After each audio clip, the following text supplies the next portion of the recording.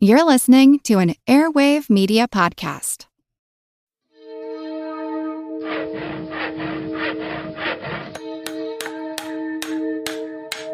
Monster House presents.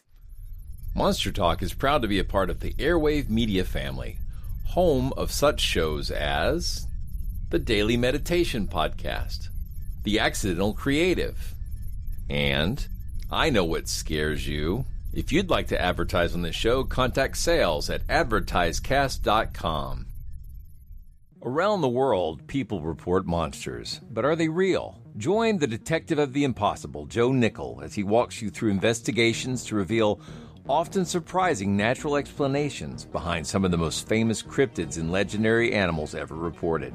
Using scientific skepticism, meticulous fieldwork, and historical deep dives, Joe Nickel seeks out hidden clues and real-world candidates that sometimes reveal that even the most unlikely monster stories may have a basis in reality. The Science of Monsters is the first book from Monster House LLC, the publisher of science shows Monster Talk and In Research Of. The revised edition is now on sale and includes corrections and suggestions from you, our listeners, and now readers. Sales of The Science of Monsters directly benefits Monster House and its podcasts, thanks to the generosity of its author. Pick up the revised Science of Monsters today at Amazon.com, available in paperback and Kindle editions. It's actually quite unlike anything we've ever seen before. A giant, hairy creature, part ape, part man. In Loch Ness, a 24-mile-long bottomless lake in the Highlands of Scotland. It's a creature known as the Loch Ness Monster.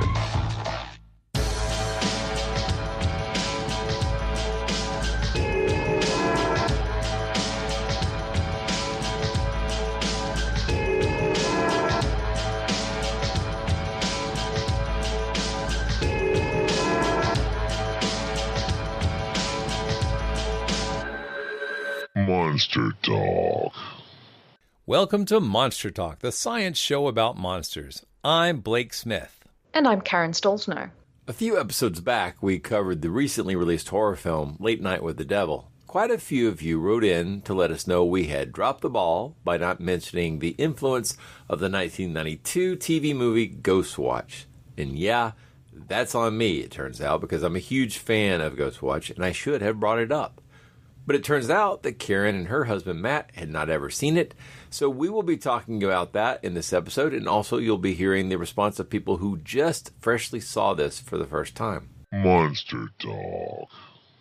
Tonight, we're going to be talking about the 1992 BBC TV special Ghostwatch, and we'll be talking about this because, foolishly, somehow, I didn't make the connection when we covered Late Night with the Devil recently, and it is absolutely an influence on that movie. Well, guess what? What? Matt and I hadn't seen it. Oh, and I kind of knew of it, but I think I confused it with maybe Most Haunted. Yeah. And I think because Matt and I discussed it, and I was my parents were going through a divorce at the time. I was still in Australia. I had lots of things going on. And I think I just didn't get wind of it. But, I mean, that's no excuse because I've been exposed to so much regarding the paranormal over the decades. But this one completely flew by me. And so I am so glad that we had a number of listeners reach out to us and say, hey, you didn't mention Ghostwatch. This is obviously an influence. And now having watched it twice, and lots of interviews with the actors involved and just other things connected to this, people's reviews. I'm really glad that it was brought to our attention. Yeah, it's a favorite of mine. For a long time, it was one of those things I heard about but could not put my hands on because there was a big controversy after it aired, which we'll talk about. Yes. But after that, it was sort of withheld. And the only way to sort of get a hold of it was through bootlegs. And it took forever for me to get a hold of a copy. And now you can get it on Blu-ray. And it looks beautiful, and you can see a lot of the details. But although it's still deliberately lo-fi in a way because, it's one of those let the people imagine the details because that's way scarier. Yeah. So. Oh, absolutely. And so we just saw it on Plex. So I don't know why you had so much difficulty, Blake. Oh, I believe I originally had it as a bootleg VHS, so it was like second or third generation. So yeah, I'm happy to have a better copy. I bet that still enhanced the experience. It does. It's like forbidden, when it's got a handwritten label on it. Yeah, that's nice. It is fun. So yeah, and it was. I think I got it. It might have been in PAL. I had to have a multi-system VCR to watch it. So yeah, it's been a while. Wow. Well, I think that listeners should go and watch it post haste I guess we should listening to this because we should tell them what it's going to be full of spoilers. Oh, good point. Yeah, you'll probably enjoy it much more if you watch the show and then come back and listen to this. But yeah, because there's no way to talk about this without spoiling everything. So absolutely, yeah. Well, where to begin? I mean, this was aired. Only once ever shown on television on BBC One, Halloween 1992. And it was presented at the time as live television. But in actual fact, it had been pre-recorded weeks before. And so we found out too, just by watching documentaries about this mockumentary, that it was going to be part of a 6-part series originally. And then the BBC, which is public funded, just decided that they were going to go with this single episode. But I'm really glad that they aired it. I think the fact that it was aired through the BBC really gave it some credibility. Oh, it has tons of verisimilitude. I think it really comes. It's fun. Like when I was watching it recently, even before this, obviously I watched it before we talked about it tonight. But I noticed that it's one of those things where they've got a TV crew. I guess we should explain this. They've got a TV crew who's going to a very similar to the Enfield haunting, public housing, council housing situation where there's a divorced mom and 2 daughters, and they've been having problems for months with poltergeist activity. And so it sounds familiar. Yeah, and they've got a parapsychologist in the studio along with TV host Michael Parkinson. All the people involved are either lesser known actors or well known TV personalities, which means it feels like you're watching a live, real presentation. Well, I think. Sorry. I was just going to say there's a few tells if you pay close attention where things that are supposed to be fixed camera will slightly change focus, zoom in, or that sort of thing, or maybe there'll be a little cut here and there. But mostly it comes across as like a live TV experience. It really is quite compelling.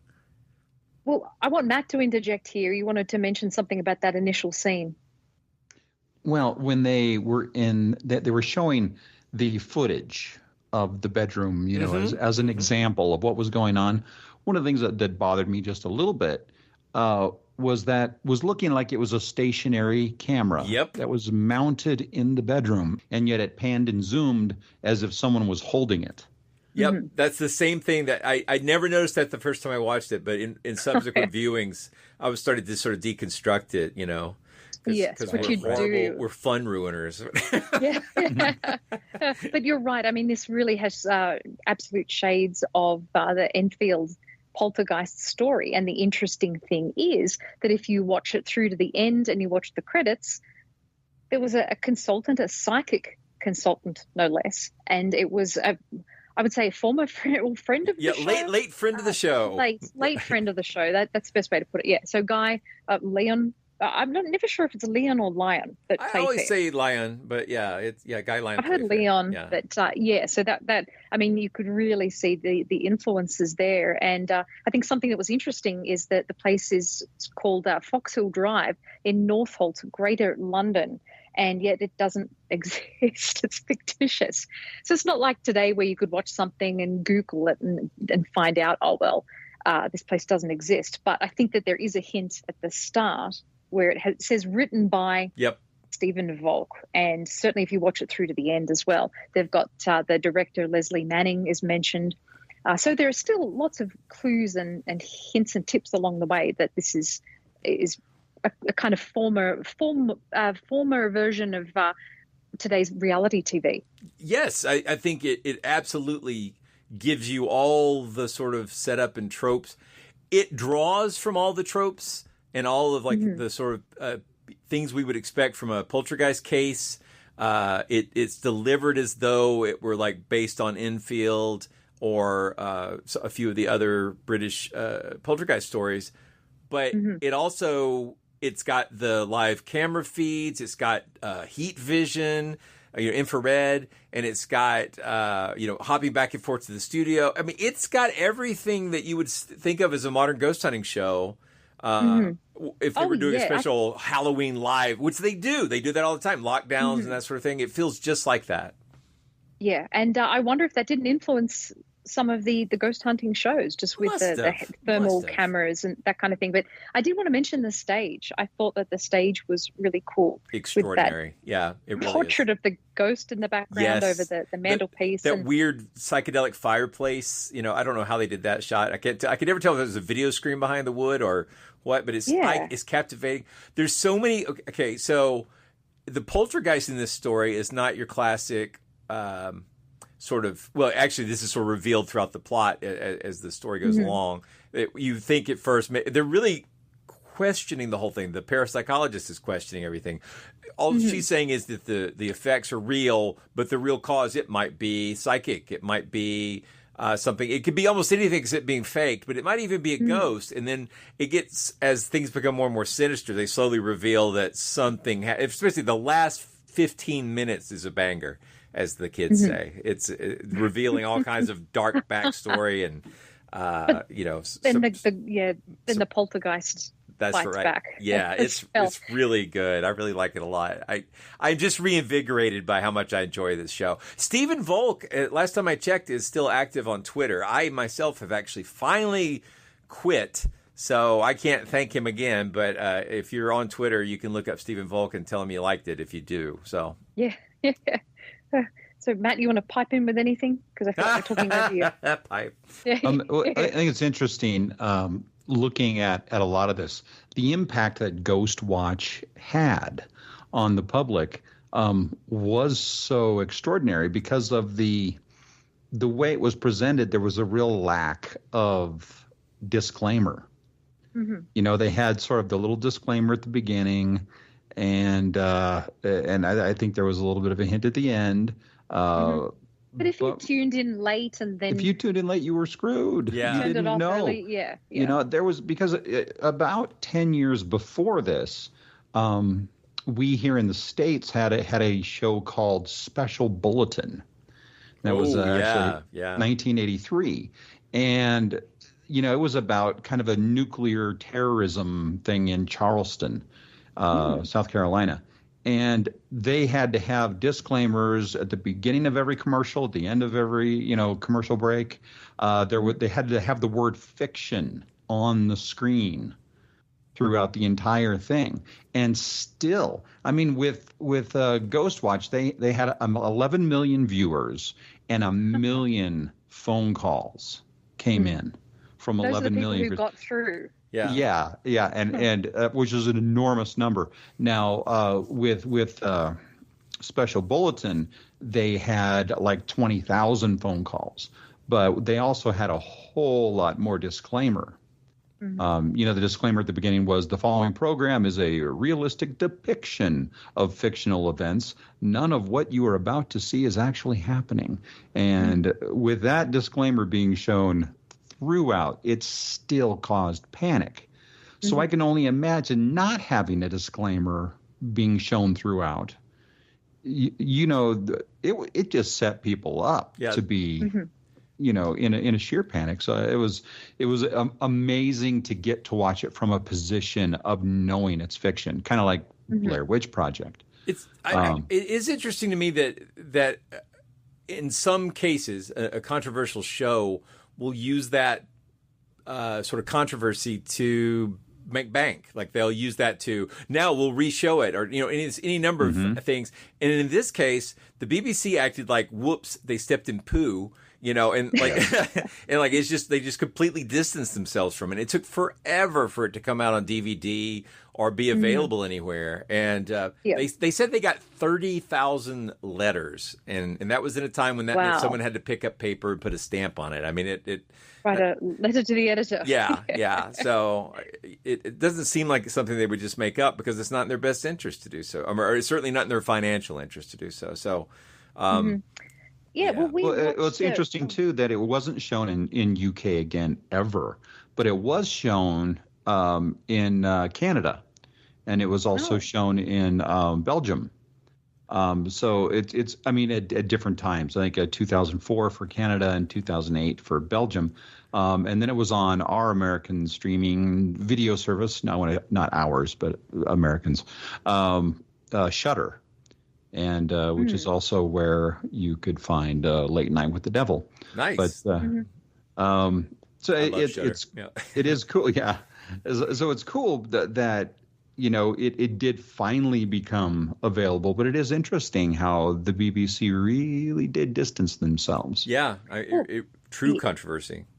Well, we saw Matt and I watched a documentary. It was an interview with Michael Parkinson, who sadly passed in August 2023. So it was great that they got this on camera, this interview with him, in which he was talking about the show. And for all of the things he's done, I mean, he is extremely popular in Britain and in other Commonwealth countries, Australia, New Zealand. He's very, very well known. And he was so proud of having done this show. He thought it was totally underrated, and he was just really pleased with his work. He thought that the script writing was excellent, and I think we felt the same things when we watched it. We just thought, wow, this is just so good. This is so clever. The acting is so natural.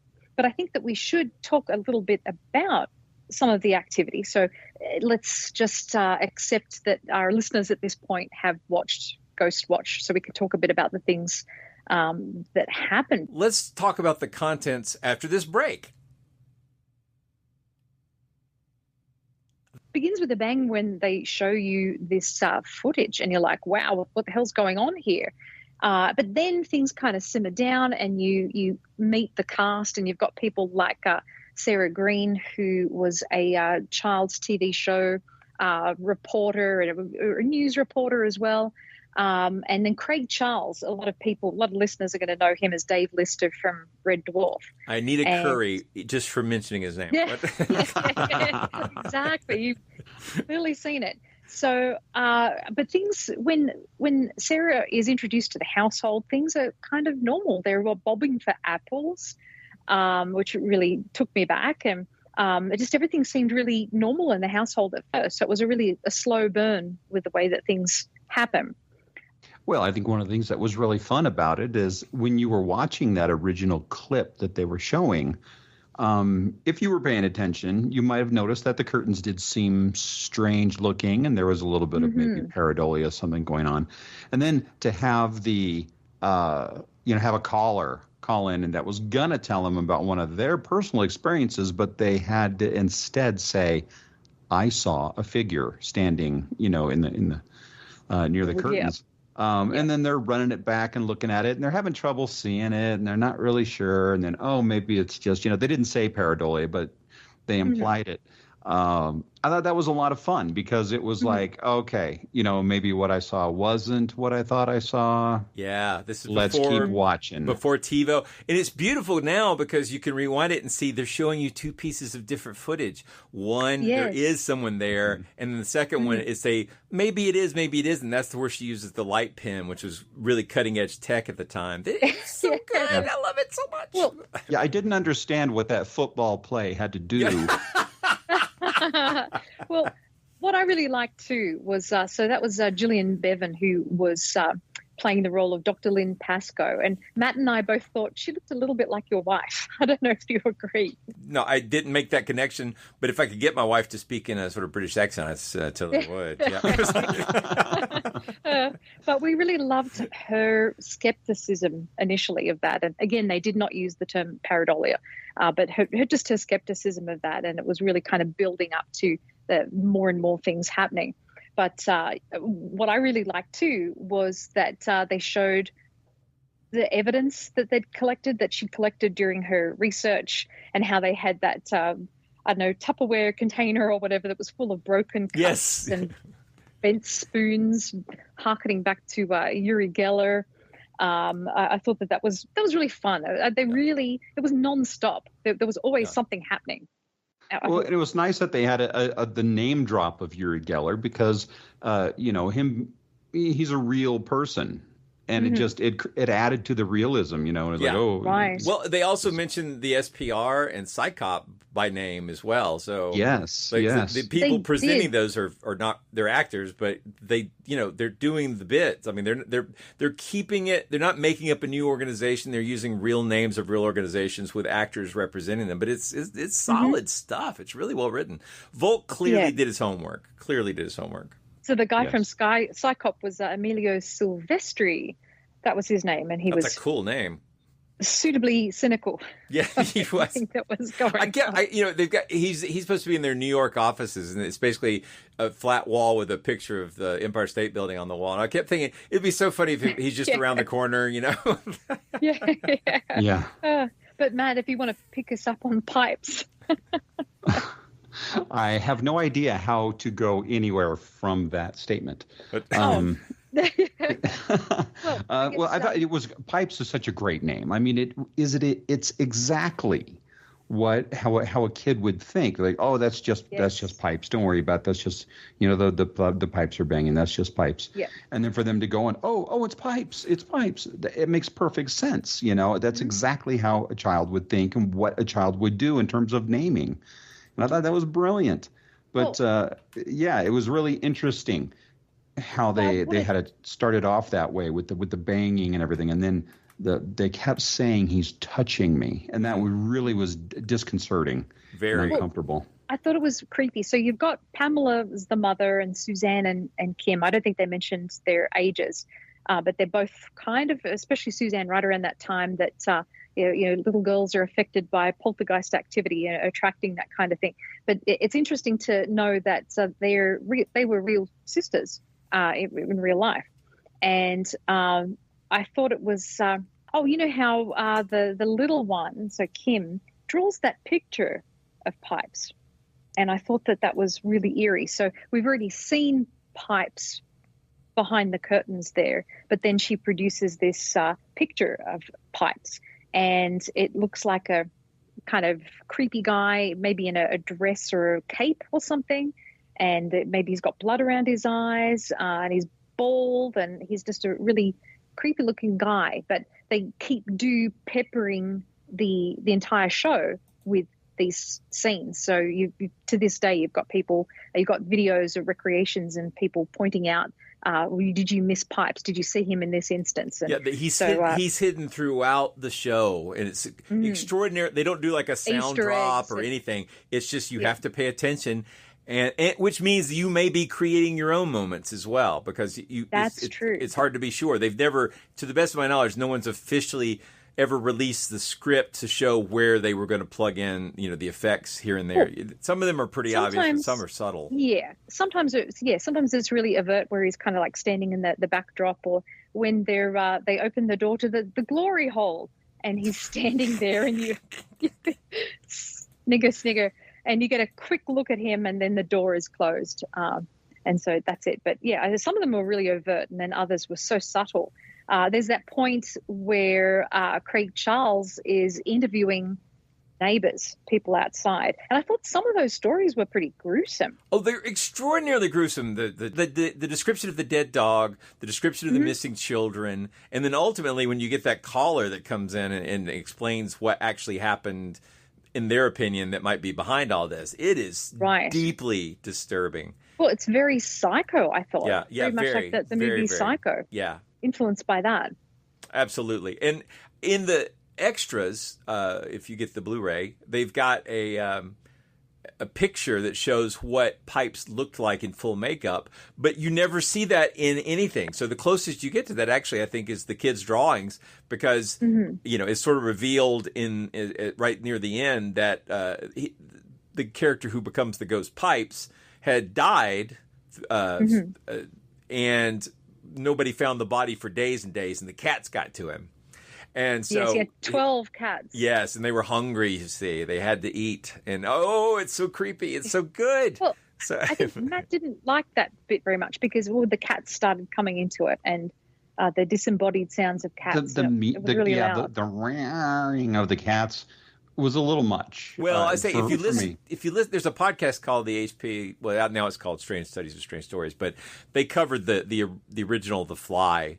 And in the book, the story of The Fly, one of the tests with the transmat is they send a cat, and the cat disappears, but you keep hearing it meowing, and so it's become a recurring joke on that show. And now every time I saw this, and they were doing the disembodied cat voices, it just made me think of Dandelo, the cat from The Fly. So, but it is a bit over the top. Of all the things in there, I guess that's one of the more overt, but I still really loved it a lot. Oh, no, it was great. It was great. I just don't think, like in the studio, they didn't need cats. Yeah. In fact, I think the ending would have been better if it just ended with the silence of Michael Parkinson trailing off with that the nursery rhyme. The nursery rhyme. Yes, that's creepy. all they needed. They did not need because the cats just started sounding fake and. Yeah. Well, cheesy.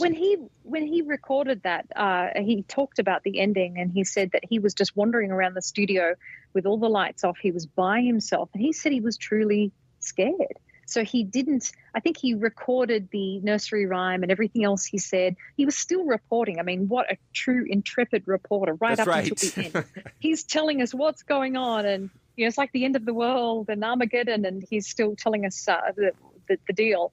But he said he was truly scared. So I thought that was really interesting and very good acting on his behalf. Well, I think I wanted to mention that much like in Enfield, and basically in every poltergeist case that I'm familiar with, sooner or later, someone is caught doing some fraud, Yes, thank you. This is where I wanted to take it. Yeah, and I love the fact that they included that. That was so brilliant.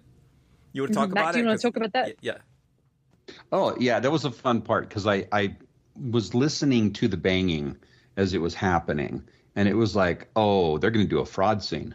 Pious fraud, yeah. and I told Karen, oh, here it comes. They're going to do a fraud scene here because the timing is just perfect because that happened with the Enfield case, and it's to have some pious fraud in there is what destabilizes the audience. Into thinking the opposite, and they don't have so much to grasp onto in terms of feeling good about things. It's just really good storytelling, to have that kind of thing happen.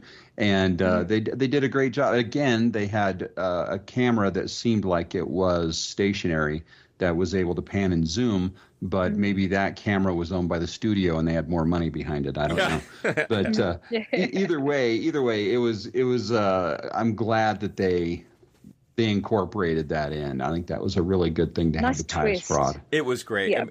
Again, kudos to Stephen Volk, and I would say, kudos to Leslie Manning and all the people involved. It's just, if you love this stuff, it's the case you would want. If you were a paranormal investigator, you'd want to be doing this case. It is incredible. I realize it goes a little over the top at the end, much like in our film Late Night with the Devil we were talking about. They both, but you're going to see a movie. It's you want something, or in this case, you're watching a movie on TV, but you want it to be spectacular. And I think in a way, having Michael Parkinson and all that stuff happening at the studio lets you off the hook a little bit because at some level, that's not that's not real. Still super creepy because even when after you see the lights credits exploding, there's like a full, almost a minute of just blackness and wind audio at the end after the credits have finished running. It's very, very. That was a nice touch. Yeah, that was a really nice touch. I enjoyed that. For me, that was where I could really see the parallels with Late Night with the Devil. Yeah, quite. The ending, where it just went off the deep end. But I just wanted to add to the whole bit about the pious fraud, how the activity really takes off from there. So I loved some of the phenomena that they had, which must have been Playfair's influence as well, where they had Susie's scratches. I thought they were very realistic, and the way she was lying there too, it was almost like she was dead. And her eyes halfway open. Yeah. Super creepy. And then she has these voice changes as well. Once again, very, very Enfield. But I just love the activity from that point on. And I mean, even knowing that this was a mockumentary and just how controversial this was and how it wasn't real, it still had some scary moments. Yeah, and even that, I mean, they call it a mockumentary. I would call it a pseudo-documentary because I think of, like, Spinal Tap as a mockumentary because they're mocking. Yeah. Agree completely. Yeah, but I mean, I'm not blaming you, Karen. People definitely call it a mockumentary, but it is. It feels Wikipedia's description. Yeah, it's the genre. Yeah, it is the genre. It just feels it's an homage. Mocking seems more fun. It's very respectful of the field. I mean, it's very respectful for people who do take it seriously. It's still fun, but it's what, again, for people who believe in this stuff, or for people who don't but would like to learn more, it does have all the things we would, in a perfect case, we'd want to see. For sure. In fact, I think the only thing they don't mention, I don't think they ever call it demonic, which is, I guess, would be one of the big differences if this was done today. There would definitely be a demon involved. They would tie it back to Mesopotamia or something. But well, I think it's kind of hinted at times. And Dr. Pascoe's book was Angels of the Odd, and the cover of the book too looked like the picture from Enfield. It did. And then when the Psychop guy said you could be selling crystals on the beach instead of doing this, you shouldn't be trying science, ma'am. Speaking of which, what do we want to say about this guy? He's a especially jerk. Compared to the James Randi character in Late Night with the Devil. Let's look at these two characters for a second. What do we want to say? I mean, other than the fact that time, and he's very rude and he's but smugging for the camera. What? I think that if you were to put a baseball cap and a down-filled vest on him, he could totally be Will Ferrell's father in Talladega Nights. And that's funny. And say, if you're not first, you're last, and then go get thrown out of Applebee's. I didn't think that far about him. Maybe I thought too much about him. I don't know. Yeah, I think so. But no, he totally looked like Gary Cole to me. But he played the role well. I thought he played the role very well, but he was extraordinarily. I thought he had the rude turned up just a little much. Yeah. But so did the James Randi character in Late Night with the Devil, and I think that's just how people exaggerated. People character. Perceive these people as being this rude, and I mean, I know I am, but. I loved his suit, though. That was the most 90s thing ever. I had a suit like that in the early 90s. I was like, I'm going to have to go back now and have a look. It was do. Totally I think it had like a 90s. little bit wider shoulders, like a little, not padded, but like the cut was real. It was very 90s. Yes. Well, speaking of wardrobe, what about the T-shirts? I can't believe I don't own one. When I was rewatching it, I can't believe you don't either. I was like, that would. I'm sure they exist, or I could mock one up real fast. But I mean, that would be such a great thing to have. Check out the internet. I'm sure they're out there. I'm sure they are. Soon to be owned by me. Yeah, I just and Matt too. I'm sure. Yeah, totally. Yeah. Totally. No, on that note, I think we've sufficiently spoiled the show for anyone who hasn't watched it yet. This should be mandatory viewing for anybody who loves both the paranormal and pop culture. Absolutely. Oh yeah, and I'm really glad it was brought to our attention. And I'm definitely going to check this out again sometime because that was a lot of fun. It's really one of the best things I've seen for a while. We'll be back next week with something. Something, indeed. All right, thanks a lot, everybody. Monster Talk. You've been listening to Monster Talk, the science show about monsters. I'm Blake Smith. And I'm Karen Stolzno. You just heard a discussion of the 1992 BBC Halloween special, Ghostwatch. Links to that movie will be in the show notes. Around the world, people report monsters. But are they real? Join the detective of the impossible, Joe Nickel, as he walks you through investigations to reveal often surprising natural explanations behind some of the most famous cryptids and legendary animals ever reported. Using scientific skepticism, meticulous fieldwork, and historical deep dives, Joe Nichols seeks out hidden clues and real-world candidates that sometimes reveal that even the most unlikely monster stories may have a basis in reality. The Science of Monsters is the first book from Monster House LLC, the publisher of science shows Monster Talk and In Research Of.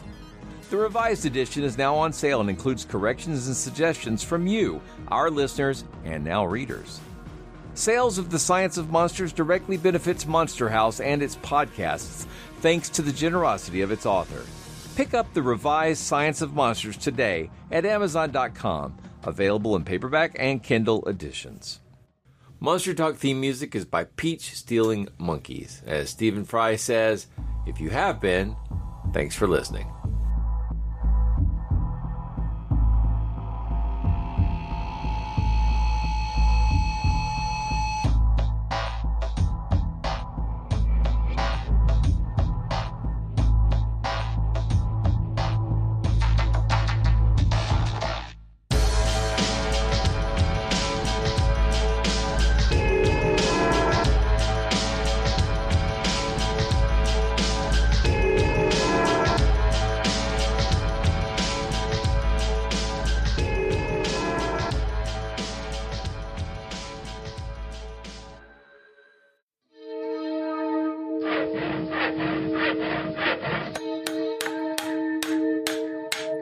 This has been a Monster House presentation.